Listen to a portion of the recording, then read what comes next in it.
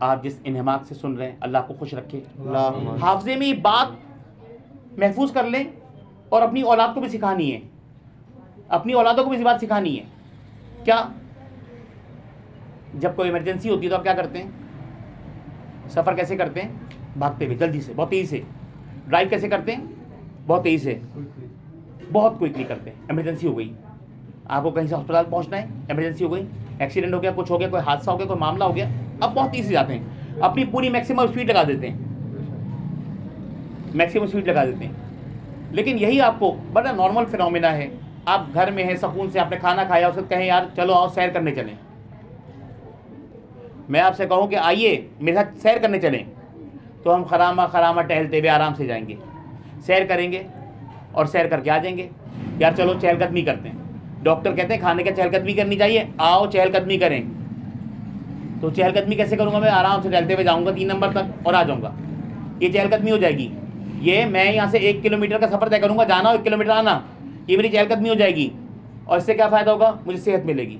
چہل قدمی کروں گا میں. چہل قدمی اس طرح ہوتی ہے, چہل قدمی ہلکی قدم سے ہوتی ہے, چہل قدمی ہلکی اسپیڈ سے ہوتی ہے, اس میں بھاگ نہیں رہتے, آپ پریشان نہیں ہوتے, کوئی ایم نہیں ہوتا.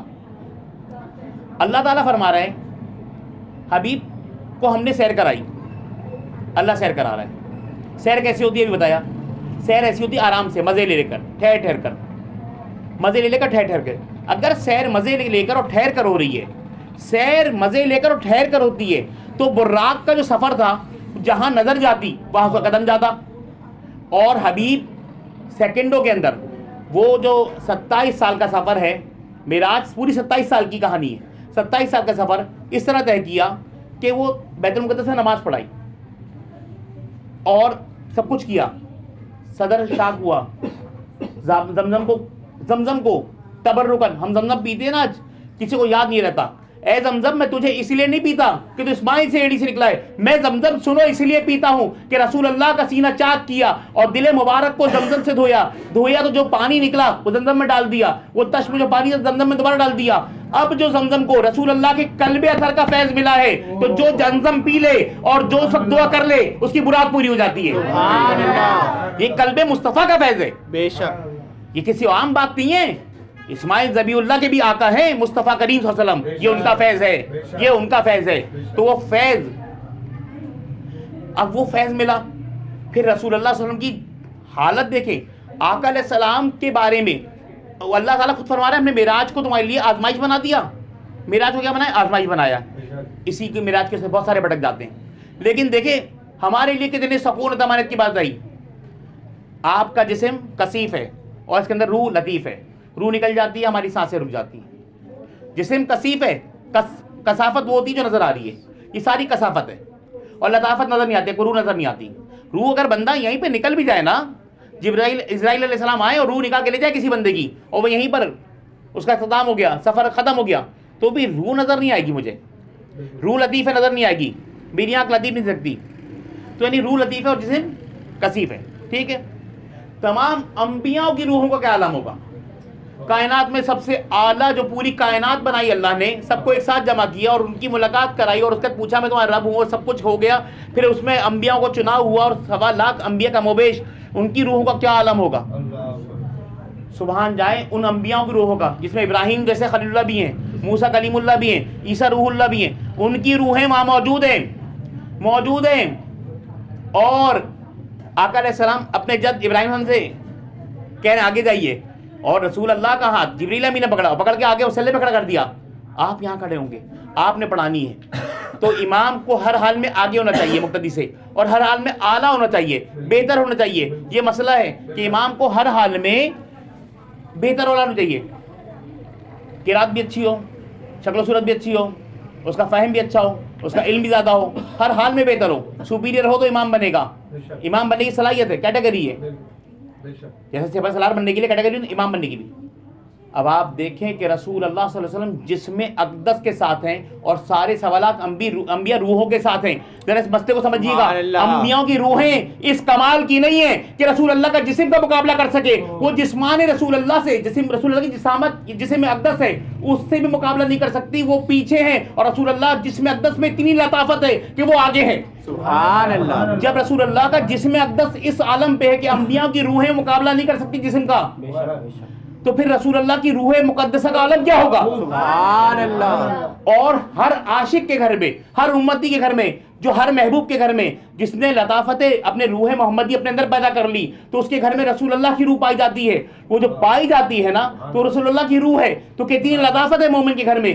ہائے بدنصیب اس مومن کی جو اپنے گھر کو جس نے قبرستان بنا دیا، نہ نماز پڑھتا ہے گھر میں، فرض اندر مسجد میں پڑھتا، نماز باقی سنتیں و نوافل گھر میں پڑھتا، اور پھر قرآن کھولتا، گھر میں قرآن پڑھتا، گھر کو قبرستان نہ بننے دیتا. آقا علیہ السلام فرماتے ہیں اپنے گھر کو قبرستان نہ بنے دو. تو بدنصیبی اس مرد کی، اس شخص کی جس نے اپنے گھر کو قبرستان کر دیا، اور خوش نصیبی اس کی جو رسول اللہ کی ارواح مقدس کو خوش کرتا ہے، گھر میں قرآن کھولتا ہے کہ رسول اللہ قرآن ہے، وہ کھولتا ہے تو وہ خوش نصیب ہے. جس کے گھر میں کھلتا ہے وہ خوش نصیب ہے، جو نہیں کھلتا وہ بد نصیب ہے.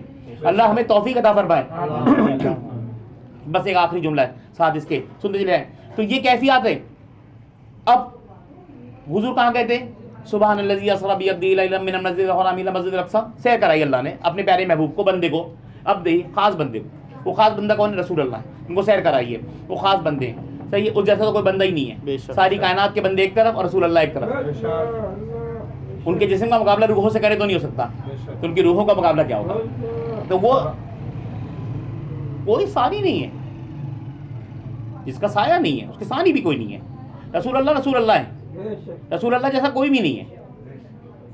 ارے میرے سرکار غوث پاک نے فرمایا تھا، اپنے معاملوں تمام ولیوں کو تاکید کی تھی، اپنے معاملے کو مجھ پر قیاس مت کرنا.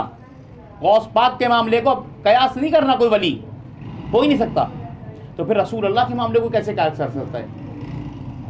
سیر ہوتی ہے گھومتے پھرتے ٹہلتے ہوئے.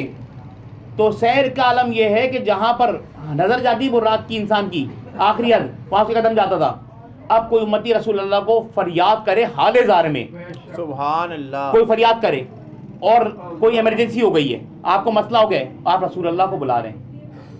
اب بتائیے کہ جب سیر میں عرش پہ چلے گئے، سیکنڈوں میں کنڈی ہل رہی تھی، پانی بہہ رہا تھا، سردی کی رات میں بستر گرم تھا، اس کی گرمی بھی نہیں گئی تھی. جب حضور کا عالم یہ ہے، یہ عالم ہے رسول اللہ کا معراج میں جانے کا. تو جب تیری مدد کو آئیں گے تو کتنی سرعت سے آئیں گے؟ ارے اگر لائٹ کی روشنی 3×10⁸ ہے جو روشنی سفر کرتی ہے، وہ یعنی کہ 3 کروڑ فی سیکنڈ جو ہے میٹر پر سیکنڈ اسپیڈ ہے اس کی روشنی کی، وہ سفر کرتی ہے. لیکن رسول اللہ صلی اللہ علیہ وسلم معراج پہ اس سے تیز گئے تھے. جب تیری مدد کو آئیں گے تو اس سے بھی تیز آئیں گے، سیکنڈوں میں آئیں گے. بس یہاں تیرے پکارنے کی دیر ہے، تیرے یاد کرنے کی دیر ہے. قلب صادق کے ساتھ تو ایک بار پکار یا رسول اللہ، وہاں سے آواز آئے گی. وہ اللہ کے بندے، اور اللہ فرماتا ہے قرآن میں سورہ روم میں، فطرت اللہ التی، اللہ نے انسان کو تو اپنی فطرت پہ پیدا کیا ہے. تو رسول اللہ اس کے تو ہر بات کے مظہر ہیں، ہر صفات کے مظہر ہیں، ہر اس کی شان کے مظہر ہیں. رسول خدا صلی اللہ علیہ وآلہ وسلم اس کے ایسے مظہر ہیں. تو پھر رسول اللہ صلی اللہ علیہ وسلم جب ہم کہتے ہیں یا اللہ، تو اللہ کیا ہوتا ہے؟ آواز آتی ہے لبیک کی آبادی، میں حاضر ہوں میرے بندے. اللہ یہ کہہ رہا ہے. تو اللہ نے جس کو اپنی صفات پہ، اپنی ذات پہ ہر شے کا مظہر بنا کے بھیجا، میں کہوں یا رسول اللہ، تو وہ نہیں کہیں گے لبیک یا امتی. سبحان اللہ، یہ ہے رسول اللہ کی خوبی. آئے افسوس وہ جو نہیں مانتے نہیں مانتے. آج لے پہنا ان کی، آج مدد مانگ ان سے، پھر نہ مانیں گے کر قیامت میں مان گیا. آج ماننے کا ہے الحمدللہ کہ ہم ماننے والے ہیں، ہم مانتے ہیں. تو حضور ہماری مدد کو اسی طرح آتے ہیں. بس مسئلہ کیا ہے؟ ہم مسئلہ حل کیوں نہیں ہوتا؟ اگر رسول اللہ اس طرح ہی آتے ہیں اور اتنی تیزی سے آتے ہیں تو مسئلہ حل کیوں نہیں ہوتا؟ مسئلہ اس لیے حل نہیں ہوتا کہ مجھے اس بات کا خود یقین نہیں ہوتا، میرے پکارنے کا مجھے یقین نہیں ہوتا. جس روز مجھے یقین ہو جائے گا، مجھے وہ یقین ہے کامل، وہ یقین صادق، وہ قلب صادق مل جائے گا، وہ قلب سلیم رسول اللہ کی طرف سے عطا ہو جائے گا، اللہ مجھے عطا کر دے گا، میرا مسئلہ حل ہو جائے گا. اللہ تعالیٰ سے دعا ہے کہ ہمیں وہ قلب عطا فرمائے جس میں رسول اللہ جاگزی ہوتے ہیں، جس میں رب قرار پاتا ہے. وہ عرش پہ نہیں بیٹھتا لیکن قلب مومن میں بیٹھتا ہے، وہ قرار پاتا ہے. تو اللہ ہمیں وہ قلب عطا فرمائے. وما علینا البلاغ.